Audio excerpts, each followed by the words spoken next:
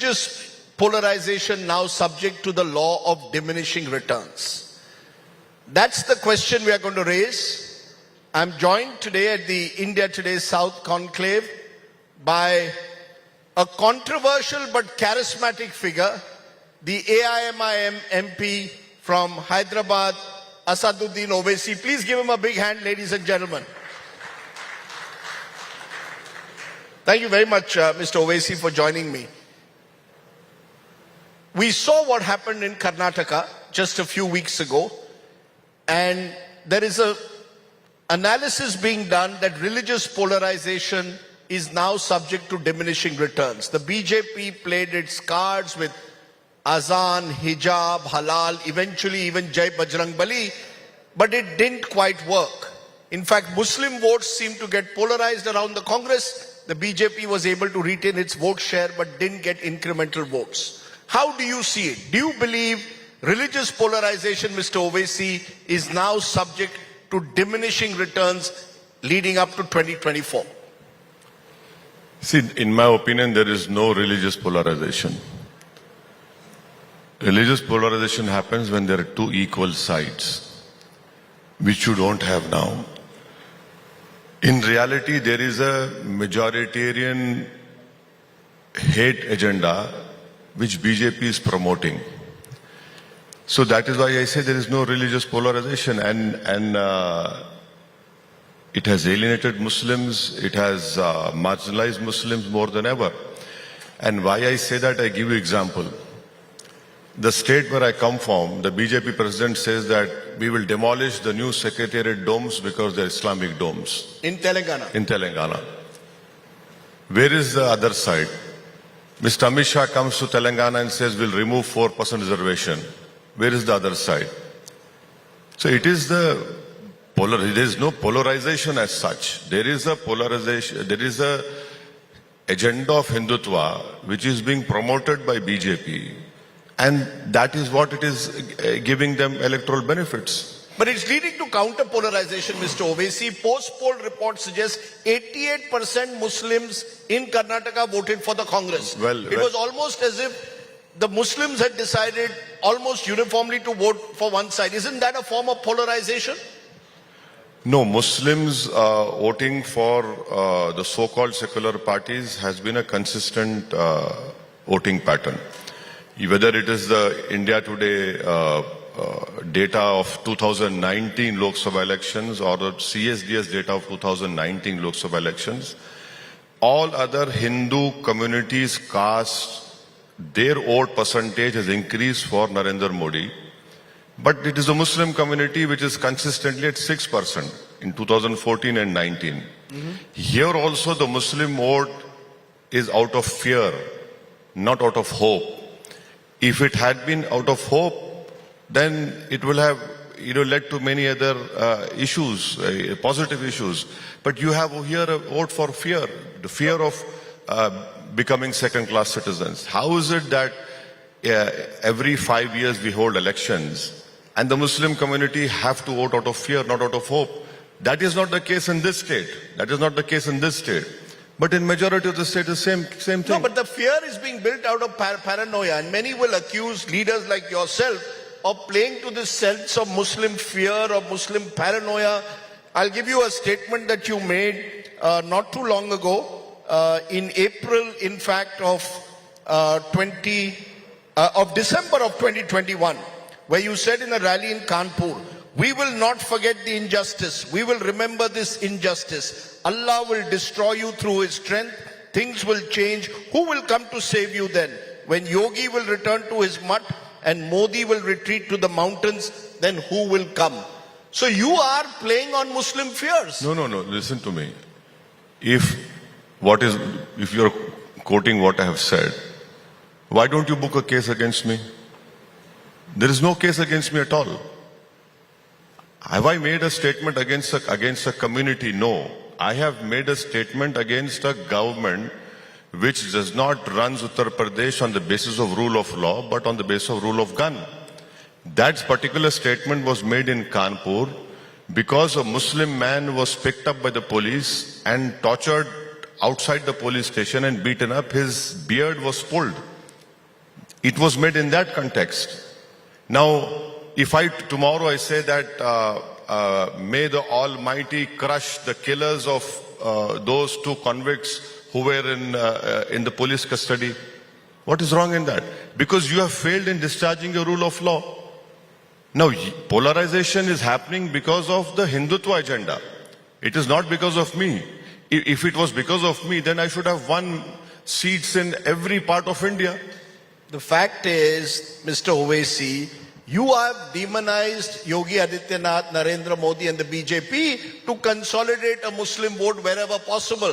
Now it's increasingly possible that that Muslim vote is turning to the Congress because they think the Congress is in a better place to defeat the BJP than Asaduddin Owaisi is. But the overall narrative that you're pushing is Islam khatre mein hai, Muslims are in danger. No, Islam kabhi khatre mein, Islam will never be in danger till this world is alive. It is the country which is in danger. It is the social fabric of this country which is in danger. It is the constitution which is in danger. How is it that you and me see that a prime minister prostrating in front of a religious symbol when a parliament is opened? Is he a prime minister of one religion or of all the Indians who do not believe in religion also? How is it that a prime minister enters a parliament with Hindu Vedic scholars, not with scholars of other religions? Who's promoting? That is why I'm saying it is the one-way propaganda of BJP. And let me finish. There were other religious communities also there at that parliament opening. No. Listen to me. Now you talk about demonizing Yogi and Modi. So is Congress doing hero worshipping? One should not criticize them for what they have done. You kill people who are in police custody, and these people enter near the convicts with banned weapons, and nothing happens. And now, to counter your question, take the killing of Junaid and Nasir in Rajasthan. Who's in power, Congress party or Asaduddin Owaisi? Udaipur happened, everyone condemned. But it takes 15 days for the Congress chief minister to go and visit Junaid and Nasir, who were kidnapped and burned alive in Haryana. And still the killers have not been caught. When it comes to compensation, you give 50 lakh somewhere, you give 15 lakh over here. So there are inconsistencies within the so-called secular parties. Take Madhya Pradesh. Now Congress party is going to hold Hindu festivals to counter BJP. That is why I say that the secularism which the constitution talks about, I am for it. This political secularism has always been used against the Muslims to deceive them, to disempower them, to marginalize them, to alienate them. It's very interesting that you're referring to the way you claim the Congress has dealt with Muslims, because Rahul Gandhi, in a meeting in San Francisco only yesterday, said Muslims are under threat in this country and likened it to the situation he said that Dalits and other minorities have faced in the past. Do you agree with Rahul Gandhi or not? I'll quote you the Government of India data, which is called intergenerational operability. That if my grandfather was earning 100 rupees, the grandson should earn more than the grandfather. You know what, in India, there's only one community which is earning less than what their grandfather was earning, are the Muslims. Now, whose grandfather was the prime minister or whose grandmother was the prime minister? And if Mr. Rahul Gandhi is saying this, 80s, he talks about 1980s. Muradabad, Eidgah killings, 390 Muslims were slaughtered on the day of Eid. Congress was in power. Hashimpura, Malyana, Congress was in power. In fact, the Babri Masjid issue opened when Govind Vallabh Pant was the chief minister. He didn't do anything. He was a chief minister. The city where you come from, Mumbai, Sri Krishna Commission report, where is it? Who was in power when the streets of Mumbai were used to kill innocent people? Whether post-Babri Masjid, pre-Babri Masjid, streets of Delhi were used to kill Sikhs. Genocide happened. You were in power for 10 years. You could not do anything to give justice to the victims of Gujarat. What are you talking about? I mean, it is like saying, oh, let others' MP's membership be gone, but my membership should not have gone. Does that mean that?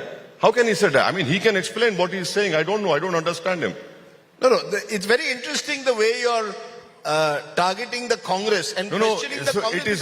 Just a minute. Rajdeep, this is not targeting. These are historical facts. Let the Congress party disprove what I am saying. They were in power. It happened over there. And you know what? The state where I come from, their PCC president says that tomorrow if we win Telangana, we will construct 100 Ram Mandirs and 100 assembly segments at the cost of 10 crores each. What is this? The whole fight between the so-called secular parties and BJP is who's a bigger Hindu. Whether Mr. Gandhi is a bigger Hindu or Mr. Modi is a bigger Hindu. That is the real fight. Rahul Gandhi has said in the same San Francisco speech, and it's been saying it in Bharat Jodo Yatra as well, नफरत के इस माहौल में मैं मोहब्बत की दुकान लेकर आया हूं. How do you see it? That he today has become the symbol of the politics of politics against hate. Well, you see, it is very easy for him to say all these things in USA and personally. But what is happening in Madhya Pradesh? What is his party doing? What is his party did in Maharashtra by supporting your state, Shiv Sena? Congress minister is sitting beside Uddhav Thackeray, and Uddhav Thackeray stands up in the assembly of Maharashtra and says, we demolished Babri Masjid. Where was Rahul Gandhi's Nafrat ki dukaan, Mohabbat ki dukaan at that time? Where was Rahul Gandhi when Babri Masjid was demolished? When the streets of Delhi were used to slaughter Sikhs? You want me to forget everything? So he's become a politician in 2004. You can't hold him responsible for what happened in the 1990s. It is his party which has been in power. It is his family which has led this country. So these questions are important. This will be raised. Okay, forget about that. Was he not in the Congress party when Congress supported Shiv Sena? And was his party ministers not sitting in the assembly when Uddhav Thackeray said, we demolished Babri Masjid? Why did his party support the UAPA Act? Openly supported. And who's in prison? Muslims and Dalits. So, don't say all these things. Your record is there to see, for the country to see. Okay. The Muslim vote, in a sense, you believe is being taken for granted because the Congress will turn around and say, listening to you today, Asaduddin Owaisi is, and they've used this word often, the B team of the BJP, that Asaduddin Owaisi is effectively going into states to divide the Muslim vote and make it easier for the BJP to win, whether then it's Telangana or whether it's Rajasthan, where again you're planning to go and contest in the winter. Rajdeep, I can slaughter them on this question. You can? I can slaughter them on this question. It's all total rubbish. How many parliament seats did I contest in 2019? 3. How did BJP win 300 seats? Why are you not able to make a Muslim MP win from Gujarat? You are there. How did Rahul Gandhi lose Amethi and win in Kerala? Why? Because the 30% minorities here. Win in Wayanad. Why? Did I contest over there? As long as you try to follow BJP, that we will do religious festivals, we'll construct this mandirs, you will never defeat BJP. You want to defeat BJP, defeat them on the basis of ideology. Turn the youth of this country against them. Ask them pointed question on China, how China is occupying 2,000 square kilometers. You don't do that. So you're saying in a way, you believe that the real battle is actually in this country leading up to 2024 for the Hindu vote. The real battle which is taking place is both the Congress and the BJP are looking for ways to reach out to the Hindu voter. Am I correct? Yes, it is very true. It is very apparent. I know I need not be a psephologist or even your data proves it. Your Karnataka data proves it that if tomorrow Lok Sabha elections are held, 11% of people who voted for Congress will vote for Modi. Where does Asaduddin Owaisi then fit in? Because you seem to have worn the hat of some kind of, you seem to be appealing to a narrow Muslim identity. Let's be very clear. You are today targeting the Congress for playing vote bank politics with the Muslims, taking the Muslim vote for granted. You are targeting the BJP, saying the BJP demonizes Muslims. What is your role? You are also, in a way, accused of playing communal politics by only appealing to a single community's vote. Well, you see, both BJP and Congress believe in George Bush ideology. Either you're with us or you're not with us. So that cannot happen. You know, in a democracy, you need diverse voices. You need differing political opinions and voices. That is what I'm doing. How is it that if I am with Congress party, I become secular? If I oppose BJP, I'm not a nationalist? How is it?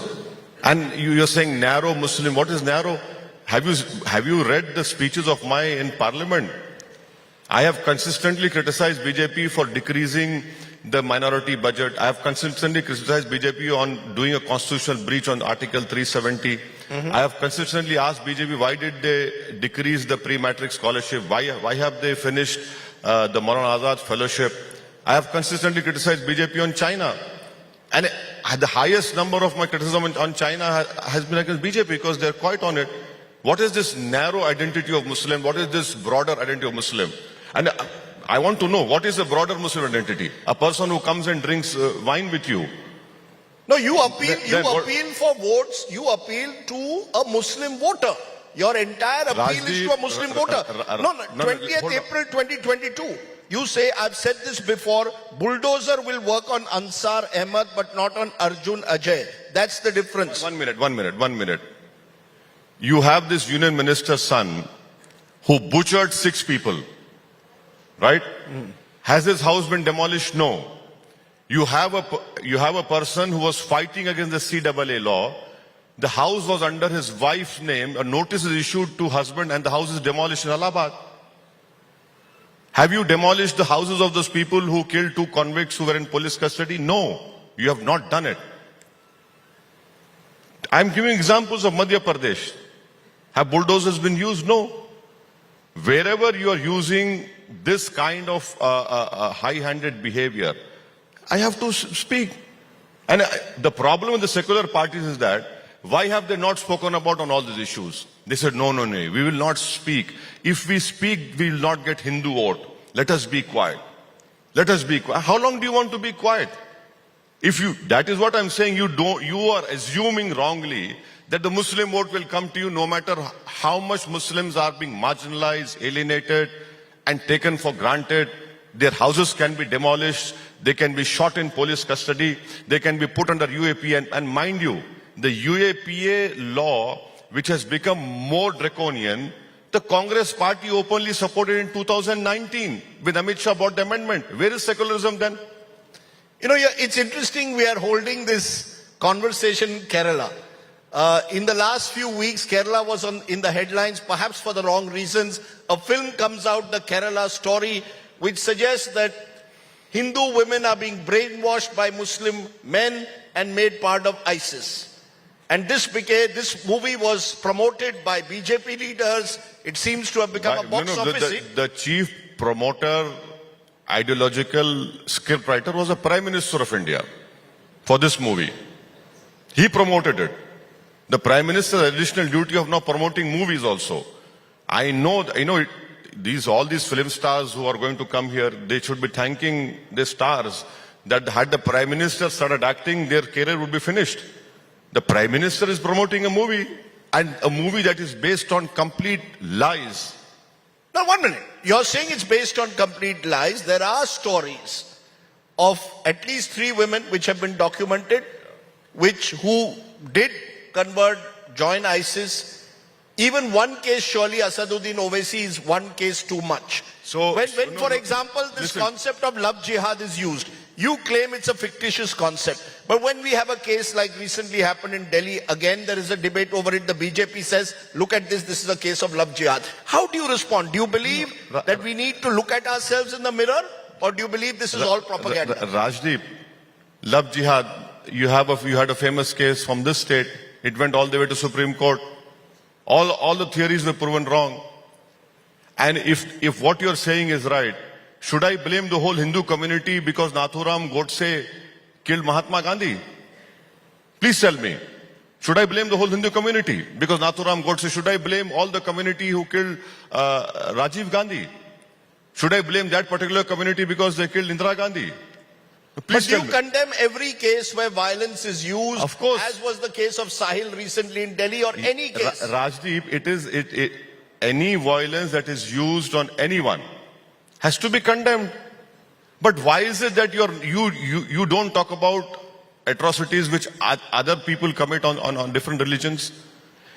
An atrocity on girl which happened, it had highly condemnable, despicable. You know, when I saw that video, I was so very sad, you know. But give it a religious color. What about, I mean, if you start giving religious color to every incident, then where will we stop? So you believe that films like Kerala Story should not be shown, they should be banned? Rajdeep, I don't believe in banning things. I am saying that... So the film should be shown? No. I'm not, listen to me. Let me complete. Yes, don't jump the gun. You cannot use freedom of expression to create hatred. This is what the movie has done. This is what the movie has done. And do they know? They should have... Do they know that all Islamic scholars of whether Deobandi, Barelvi, Salafi, Shias have unequivocally condemned ISIS, given a fatwa against them. And do these Johnnies know, who are making money by showing Muslims in a bad way, that ISIS released a video wherein they showed Asaduddin Owaisi and other two Maulanas as being the agents of Indian Hindu state. And that video had to be taken out by the ministry. That video was released by ISIS from Khorasan. Now you tell me I am promoting narrow Muslim identity. What is it? I cannot convince Rajdeep Sardesai. I cannot convince ISIS. So what does that make me? Please tell me. You're on the ISIS hit list. No, I don't care. You see, already an attempt has been made on my life. So I don't care. But as long as I live, I cannot mince my words. I cannot, succumb to Rajdeep Sardesai's view of, you have a narrow Muslim identity. I don't give out two hoots about it. Who cares? So you condemn any group that uses violence, then whether it's a Popular Front of India or whether it's a Hindutva vigilante group? When the Udaipur incident happened, I condemned it. When in this state, when a professor's hand was chopped, I condemned it. Violence has no place. But please understand, what if it is a state-sponsored violence? What would you do? It was state-sponsored violence as Hashimpura, Malyana, Sikhs genocide in Gujarat, pogrom, Mumbai streets. It was a state-sponsored. Nelly massacre was state-sponsored massacre. Do you also condemn, for example, when in your home city of Hyderabad we hear Sartan se juda slogans being brought out? You condemn it? Rajdeep, should all those individuals be behind bars? This is like a headmaster sitting over here and giving me marks. I'll give you 10 marks if you condemn it. Rajdeep, stop it. You know, I'm a member of parliament. I have taken oath on the constitution in the name of Allah subhanahu wa ta'ala. If I believe in constitution, I have to condemn violence. I mean, and who has become the leader of this country under his watchful eyes? A genocide happened in Gujarat. Who rewarded him? The majority community rewarded him, not once, twice. And you're asking me this question. You are, of course, Asaduddin Owaisi, a member of parliament. A number of the opposition parties boycotted the parliament inauguration. Do you believe that was the right step to take? I boycotted not because of what these so-called opposition parties who are saying that the president should have inaugurated it. Their knowledge of constitution is very limited. They should have read Article 53(1). The president is part of the executive. The speaker is a custodian of the house. The speaker should have inaugurated. And we have in our country called theory of separation of powers, which is basic structure of the constitution. The prime minister wants to walk forward and the speaker walking behind him. What is this? The prime minister is the superstar over there. It is the speaker who's the superstar over there. How can that happen? You know, how can the executive enter into a domain of legislature? No, the speaker is the authority in the Lok Sabha. When you bring both the houses together, possibly it's the president, the prime minister though, and the government says he represents the will of the majority and therefore he's there because he's won an election. Now this is disputable. Is that what troubled you, or is it the religious ceremonies that took place that troubled you? I have been consistently saying since the day he did that inauguration of the parliament with all Hindu religious scholars being present, I have condemned and criticized when that emblem was shown. And thirdly, the speaker is a custodian. The Prime Minister has no role. If a crime commits inside Parliament, the Delhi police cannot enter. The Speaker can give a sentence also. That is what I'm saying. I am worried about the executive's blatant entering into the domain of legislature. That is wrong. That should not have happened. Secondly, it has become a religious festival. That opening of Parliament. You know, but Mr. Owaisi, today in this here you're targeting the Congress. You're questioning the Congress and its commitment to secularism. You're questioning the BJP's what you call majoritarian politics. So you tell me, is there a party that you think is ideal for promoting Hindu-Muslim amity? We are here in Kerala, the communists are in power and they claim they are the ones who actually have kept religion out of politics. Well, we have the Muslim League also in Kerala. The Aam Aadmi Party claimed to promote Hindu-Muslim amity, but you seem to believe that the Aam Aadmi Party has also betrayed Muslims. So who is, for you, the party that truly represents Hindu-Muslim amity? I truly believe in the people of India. They will soon wake up from this magic show which Mr. Modi is doing, and they'll realize what has happened. So very soon the people of India, especially the majority community, will realize that they have been taken for granted in the name of halal, hijab, love jihad, so-called movies. Because they will have to realize, they will have to introspect that what is it that they're leaving for their children. Aurangzeb died, Rama Raya died, Babar died, Krishna Deva died. They have died years ago. What is the future for them? Problem is that the majority community must condemn. If someone is doing anything in their name, that is the issue. You know, it's very interesting. Someone has just sent me, we've got an interview with Nasiruddin Shah, actor, who says, I don't intend to see the Kerala story. I call it success, a dangerous trend. Worthwhile films like Bheed, Faraz, all three collapsed. Nobody went to see them. The Kerala story, which I have not seen and I don't intend to see because I have read enough about it. We seem to be heading the way of Nazi Germany, where in Hitler's time, filmmakers were co-opted, attempted to be co-opted by the supreme leader. Have you seen Kerala story? Will you go and see it? You see, Rajdeep, from last 50 years, I have been seeing a movie called How to Marginalize the Muslim Community. So I don't want to see this 2-hour movie. I have been seeing that movie, and then the good part about that 50-year-old movie is that I am the villain and you are the hero. You know, Amar Akbar Anthony. I saw Amar Akbar Anthony. I saw Amar Akbar Anthony Manmohan Desai. You can be happy in seeing all these 2-hour movies, but I am seeing a movie which is being made from last 50 years. Yes, Hitler did make Eternal Jew. That led to the Kristallnacht movement. Then, of course, the Reichstag was burned down. So you are seeing that. The phase is happening. Asaduddin Owaisi, as we come towards the end, the next 1 year, how do you see all of this playing out? Given the fact that you believe that all of this is bubbling, just a minute, bubbling under the surface, we're going to have a Ram Mandir inauguration possibly sometime in January ahead of the 2024 elections. Do you believe Hindutva politics, as the BJP sees it, will become a major factor in the 2024 elections? As long as the majority community continues to vote for Mr. Modi, yes, that will be the answer. The moment the majority committee realizes that we have future for our children, what will be left for this country, 24 will be a different election. Thirdly, I am of the opinion that once G20 is over, there will be an open season against Christians and Muslims in this country. You mark my words.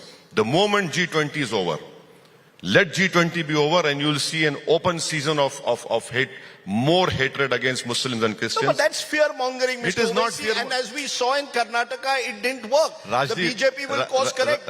You're playing again on the fears of the minority community. Rajdeep, the real test is a parliament election. Now, please don't disprove your own India Today analysis or your findings, wherein you sitting over there, I like you only on election day. Believe me, you are like a Sachin Tendulkar on that day. I texted you also. I'm Sachin Tendulkar on election day. Yeah. I'll take it. I'll take it as a compliment. Maybe another guy didn't like you from BJP who kept on hitting you with bouncers, but you were very clever in avoiding those bouncers. But in your own data is saying that 11-12% will vote for Modi. That is authentic data. You were one of the few channels who got everything right. The CSDS data still says that Mr. Modi is the most popular. That is why I say it is the majority community who have to wake up and see what is happening. You know, you keep saying Mr. Modi targeting Muslims. Mr. Modi has said, and the BJP, Sabka Saath, Sabka Vikas, Sabka Vishwas. When someone opens a Jan Dhan bank account, it's not about Hindu and Muslim. When a road is built, it's not about Hindu and Muslim. When various schemes are done, a toilet is built, you get Nal Ki Yojana, it's not Hindu-Muslim. They claim in the last 9 years, many more Muslims have got scholarships than they got in the previous 10. So, therefore, if welfare is the focus, why divide people on Hindu and Muslim? Rajdeep, Hindutva ideology, people have never believed in a republic India. They have never believed India is a secular country. They have never believed in India's constitution. They've always, they have this dying love for their lover. That is the British left India.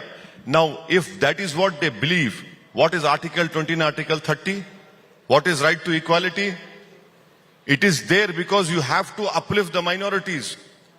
When a toilet is built, is there a distinction between a Hindu toilet and a Muslim toilet? There isn't. Rajdeep, I am giving you data of intergenerational operability.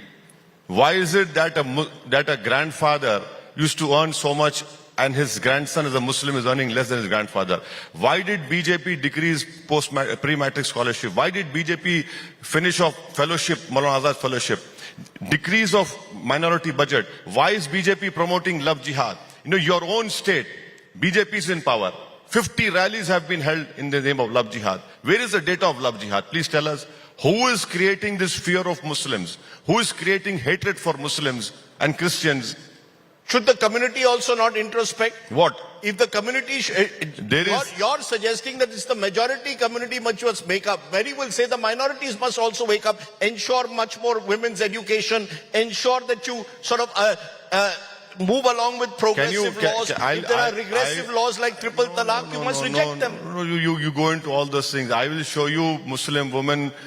When I was coming back from the airport in the morning, 7:15, 7:15, I have seen Muslim women driving a car and a two-wheeler wearing a hijab. What is wrong with that? And if they didn't wear one, would you object to it? It's their choice. No, it is their choice. Who's forcing them, Rajdeep? Who's forcing them? Who's forcing them? But people who are wearing it, you have no right to say they're regressive. You have no right to say that they're regressive.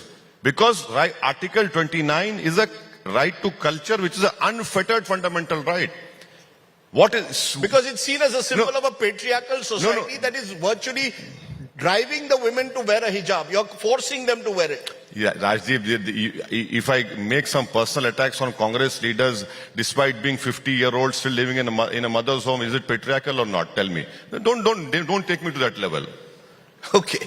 I will ask you one last question, Mr. Owaisi, in conclusion, because I think we've heard your side of the story, but we are in Kerala. It's not a story. These are facts. Okay.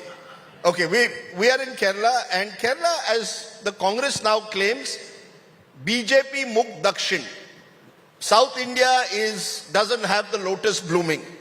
Is there a difference, you believe, between the way the Muslims and indeed Hindus, because you can't win an election without having both communities on your side, see politics and North India? Because you are a politician from Telangana, but you're increasingly exploring the North. You're going now to Rajasthan to contest. You won local board elections in UP. Is there a difference in the way minorities and the majority community perceives politics in South compared to the North?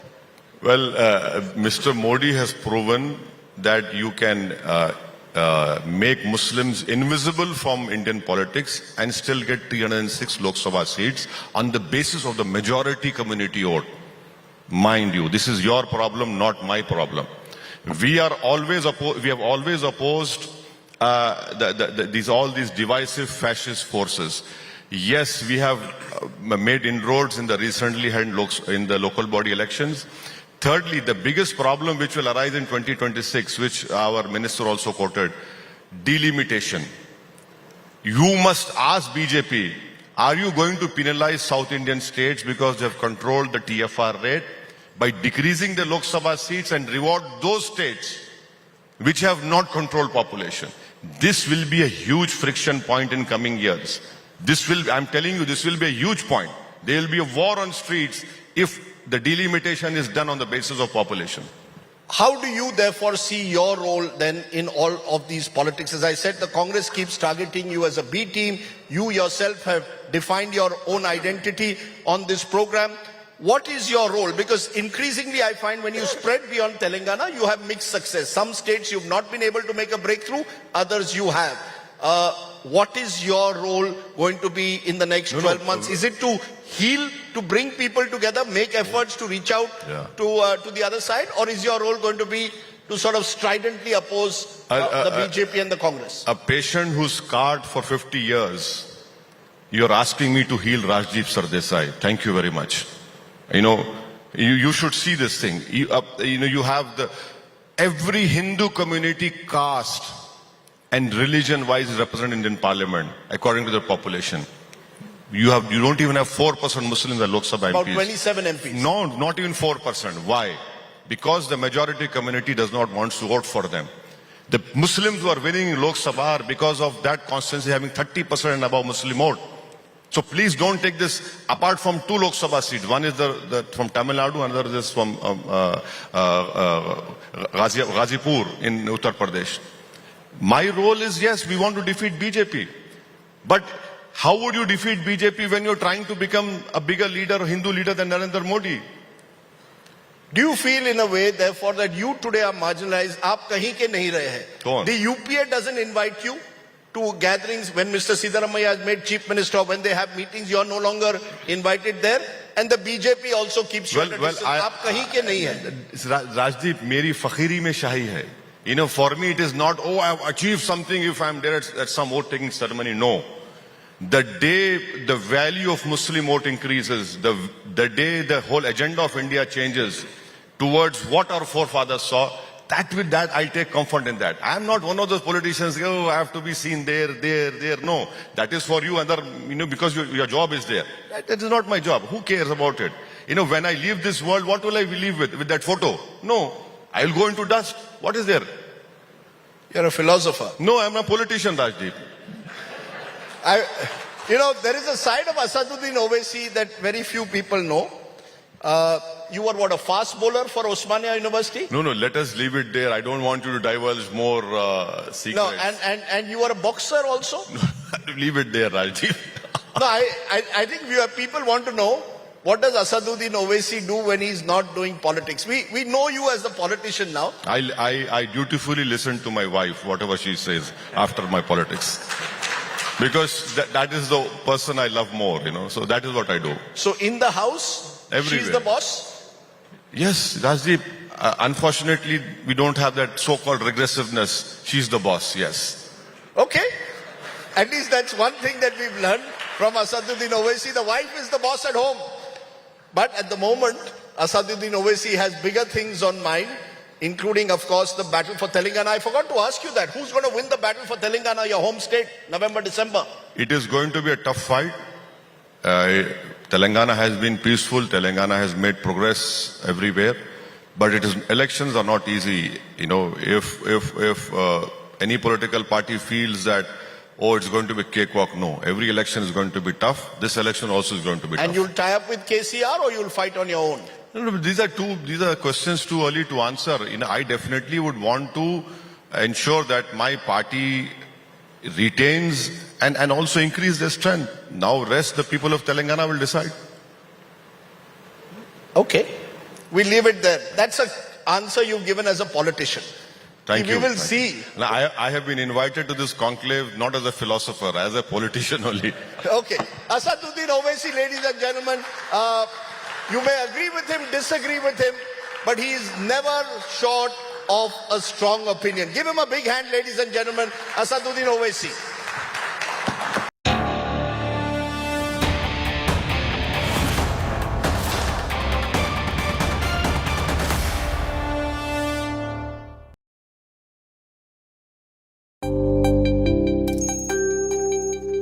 India Today Conclave South 2023, India's biggest ideas fest. Listen to Pinarayi Vijayan, Chief Minister Kerala, Amitabh Kant, Kamal Hassan, Rana Daggubati, P. Chidambaram, Asaduddin Owaisi, K.R. Suresh Reddy, K. Annamalai, Justice Kurian Joseph, Justice Jasti Chelameshwar, and many more.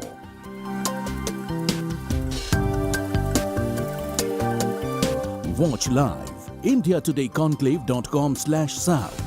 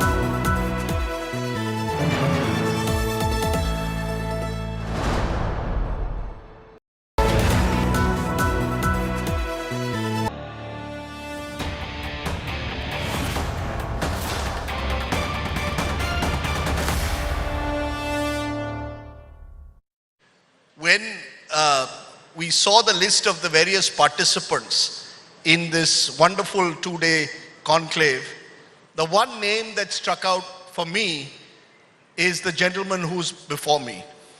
Because there are stories and stories, but the story of Commodore Abhilash Tomi, trust me friends, is one of the most remarkable stories of our times.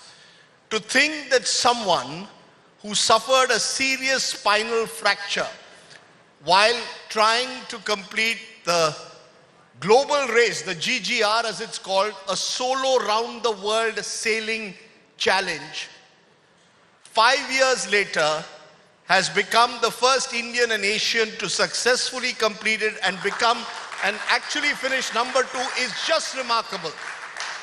He is in that sense a real hero. So while the politicians, as I keep saying, might divide us, I think we should celebrate the likes of Commodore Abhilash Tomi. Give him an even bigger hand, ladies and gentlemen, because what he's done is incredible. Well, thank you. Thank you so much. Took up this challenge, which is a quite remarkable challenge in a way, to complete the Golden Globe race 5 years after you suffered serious injuries. You've got what, titanium in your back after that spinal fracture. Just tell us what this journey has been about, Commander. They say that a single-handed non-stop circumnavigation of the Earth is supposed to be the most difficult adventure activity that you can undertake. And if you look at statistics, you have about 10,000 people who have climbed Everest. You've got about 600 people who have gone to space. But the number of people who have just done a non-stop circumnavigation all by himself or herself is less than 200. Now, to make it difficult, more difficult, you try to do it in a small boat, 10-meter boat, long keel, old design, slow-moving boats, using technology of 1968, which means no GPS, no electronic watches, no satellite internet, no computers, calculators, nothing like that, no communication, right? Because you cannot use your satellite phone to call your family. And to make it even more difficult, call it a race. That is a Golden Globe race. So you have to race around the Earth 30,000 nautical miles alone using technology of 1968 without taking anybody's help. And if you stop somewhere or even if you borrow a spanner, you're disqualified. Wow. Wow. That is something. So it's you and the sea. Yes, it's the old man and the sea. No, it's the young man and the sea. But just tell us what it was like. 5 years ago, you attempted the same journey. You had an accident and you had a fracture. You put titanium in your back. Did you, in those days, think that 5 years later you'd be here as the first Indian to have completed the Golden Globe race? Well, I wasn't sure of the outcome. But, I was taking part in the GGR of 2018, and this race has been held only once before, in 1968.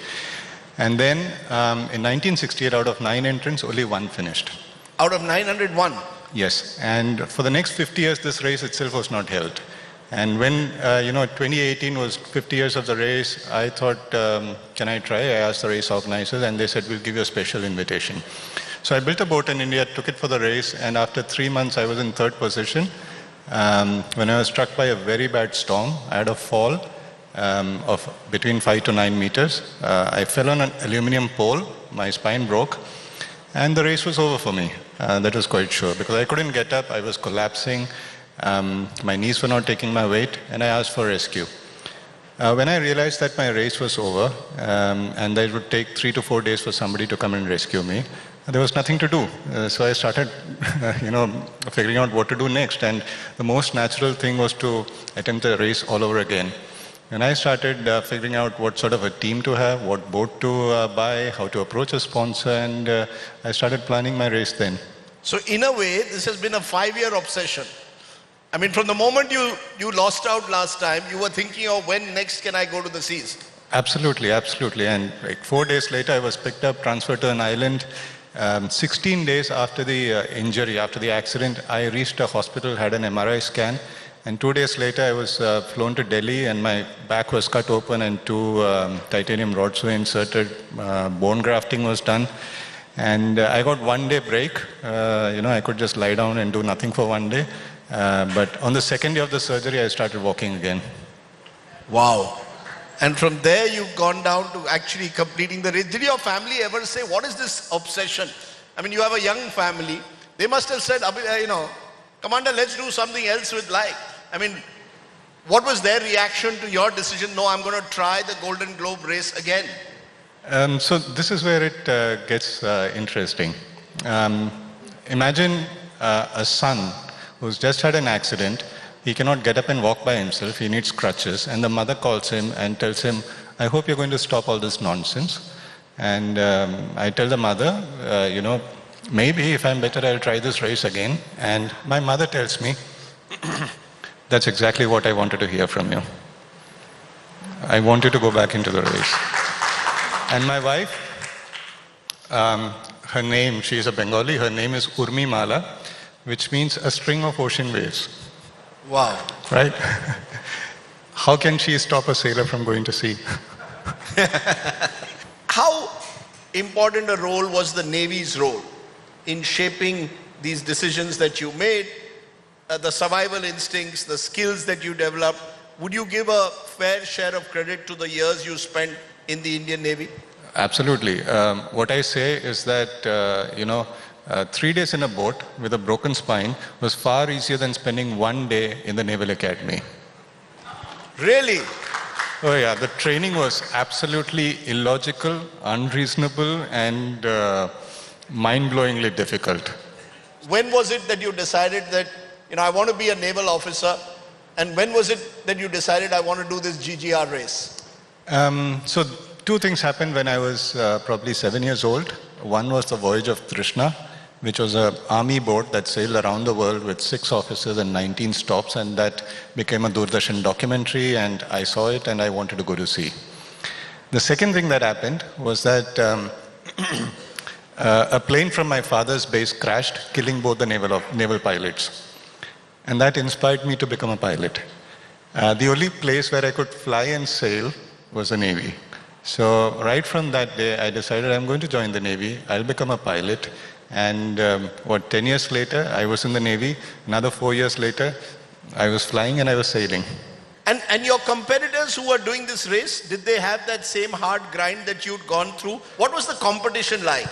Well, they had far more exposure to the sea. The winner of the race, Kirsten, is a professional skipper, and she does this for a job. They have a lot of boats around them. They are constantly in touch with the sea and sailing, which doesn't happen in India. At the end of the race, I remember that I told the city of Les Sables-d'Olonne that if you look at one pontoon of this marina, the number of boats that you have on this pontoon is more than the number of boats we have in the entire country in India. So I come from such a background. Yes, because India has done reasonably well in the past in sailing and yachting at the Asian Games level, but never globally.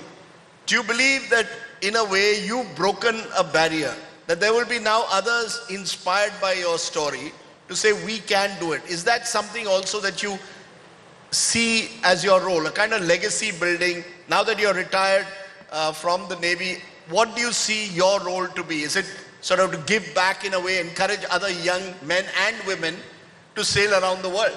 Well, absolutely. I saw the effect in 2013 when I finished the first non-stop circumnavigation. The President of India came to receive, and it was big news. I saw that people took notice and they wanted to go to sea. They wanted to explore the sea using a boat. So I saw that change happening.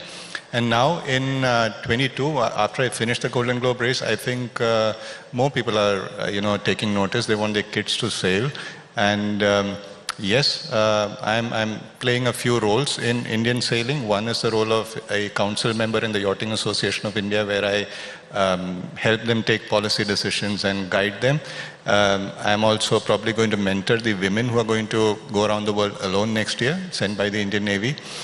So yes, I do look forward to giving back in that sense. Which part of the world, as you travel, the 7 seas literally, which sea or ocean is the one that truly sends you as a sailor saying, wow, that's one hell of a water body out there? So in terms of a sense of achievement, it was rounding Cape Horn. It's known as the Everest of the oceans. If you round Cape Horn, you're allowed to wear an earring on the ear that faced the horn when you rounded it. So that's how important it is for us. And we don't have words to describe that place, so we just simply call it the Everest of the oceans. And this time it was really difficult for me. I had a lot of damage, and when I rounded Cape Horn on Mahashivratri, I thought I had achieved something. But that was not the day that gave me the biggest joy. In this entire circumnavigation, my biggest joy came not from sailing, but from something that happened back at home. Now, the thing is, one of the rules of this race is that you cannot use satellite phones to speak to your wife. So you're literally out of touch. When you see a ship, you send them a message and ask them to relay to your wife. And if your wife reads it and sends a message back to the same ship, and you're still within VHF range, you get the response. Now, one of the things that really bugged me in the first 2 months was whether my son had started school or not. And I'll tell you, it was really bugging me. When I crossed the Cape Town gate, my sponsors came out in a boat. They opened the laptop from their boat. They did a video call with my wife. And you won't believe it, that was my son's first day in school, and I saw him in school, and you have no idea how much happy I felt. Does it require courage, in your view? Does it require a bit of madness? Or does it just require celebration of life? That you believe, this is the way you should celebrate life. What is that emotion that drives someone to do the GGR? It's all of it. It's a cocktail of all these things that you said. But if I were to give an advice, I would tell them to start by taking a risk and increase the amount of risk that they take. And one day they will be able to finish a GGR, probably win in first position. But it's always about taking risk. And I believe it is in human nature to take risk. So let nobody stop them so that these people can live life to their fullest potential. Hillary, the great mountaineer, says, often it's the last steps to the summit that are the most difficult, because it's the journey which you're undertaking, but once you're reaching the summit, it's those last few steps that really matter. When did you know, I'm completing this race, and did you know you're going to be second? Well, when I rounded Cape Horn, I knew that I was about 500 miles behind Kirsten, and then I kept having one problem after another, and my main aim was to finish the race. I really didn't know that I was finishing in second, but I was quite certain that it is second. And I think that, for me, I thought I had done it. I said to myself those words when I crossed the finish line. Till then, I was completely alert and just focused on crossing that line. Okay, I've got my friend Nagarjun, who among his many roles is not just a journalist, but is a qualified pilot. Wow. So Nagarjun, go ahead. You're not a naval pilot, but you're a very good pilot. I'm a commercial pilot. You're a commercial pilot. Abhilash, just wanted to ask you about the whole navigation thing. When you're in middle of the ocean, right? You tend to lose your orientation because you're in the middle of the ocean. How do you do that? Do you still use physical points on the Mercator map or something to pinpoint the location as to where you are exactly? How do you go about the navigation? Absolutely. So first you need to locate yourself, and in the absence of a GPS, you carry out what's called celestial navigation. So you shoot the sun, get its exact angle down to, I think, 1/60th of a degree, with what's called a sextant, at an exact time. If your watch is off by 1 second, your position goes off by 1 nautical mile. So a watch with an error of, let's say, 1 minute gives you a position that's 60 miles off, 100 kilometers off. So you shoot the sun, and then you derive some calculations, you get one position line. You do that again after 3 hours when the sun has shifted, let's say, by 30-40 degrees, you get another line, and when they cross, that's where you are. And from there, you refer to the compass, kind of artificial horizon for us. So you refer to the compass and you know which direction you're going. And you got a very basic, old style equipment called the log, which is a kind of a fish that rotates in water, and that turns a dial, and that tells you the distance you've run. So you do what's called dead reckoning. From the point that you think you are, from there you do dead reckoning till the next day when the sun comes out again. Well, I think one dream certainly should be that if there is any Indian producer out there, cinema producer, world of OTT, the Tarini team's story is now a documentary, but hopefully your story will be much more than that. As I said, you're a real-life Tom Cruise, a real-life naval pilot, and you made this country, your family, the people of Kerala and the people of India very, very proud by what you've done. It is a remarkable story of what human endeavor can achieve. So, Commander Abhilash Tomi, congratulations and keep inspiring us. It's a joy and an honor to have you here at the India Today South Conclave. Ladies and gentlemen, the first Indian to solo navigate the world, Commander Abhilash Tomi. Give him a big hand, ladies and gentlemen. It's a great story. Thank you very much. Thank you so much.